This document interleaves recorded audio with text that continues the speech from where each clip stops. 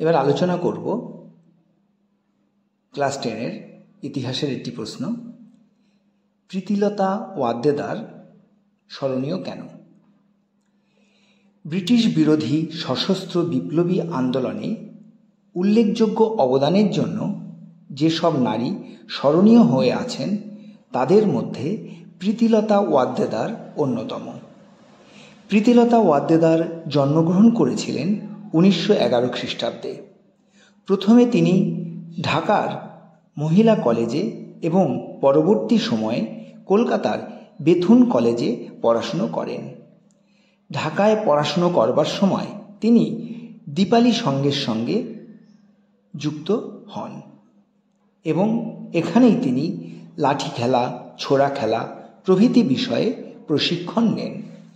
পরবর্তী সময়ে তিনি মাস্টারদা সূর্য সেনের প্রভাবে আসেন এবং বিভিন্ন বিপ্লবী কাজে তিনি অংশগ্রহণ করেন।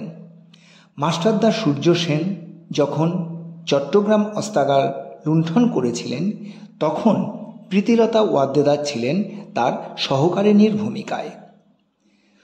1932 খ্রিস্টাব্দের 24শে সেপ্টেম্বর প্রীতিলতার নেতৃত্বে বিপ্লবীদের একটি দল চট্টগ্রামের নিকটেই একটি ইউরোপীয় ক্লাব আক্রমণ করে।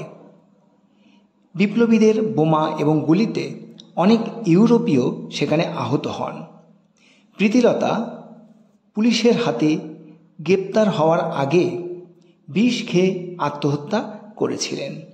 মৃত্যুর আগে তিনি তার যে সহযোদ্ধারা ছিলেন তাদের নিরাপদ আশ্রয়ে পৌঁছে দেওয়ার ব্যবস্থা পর্যন্ত করেছিলেন। ভারতবর্ষের যে স্বাধীনতা সংগ্রামের যে ইতিহাস, তার প্রথম নারী শহীদ ছিলেন এই প্রীতিলতা ওয়াদ্দেদার। সেই জন্য ভারতীয় স্বাধীনতা সংগ্রামের ইতিহাসে তিনি চিরকালই স্মরণীয় হয়ে থাকবেন।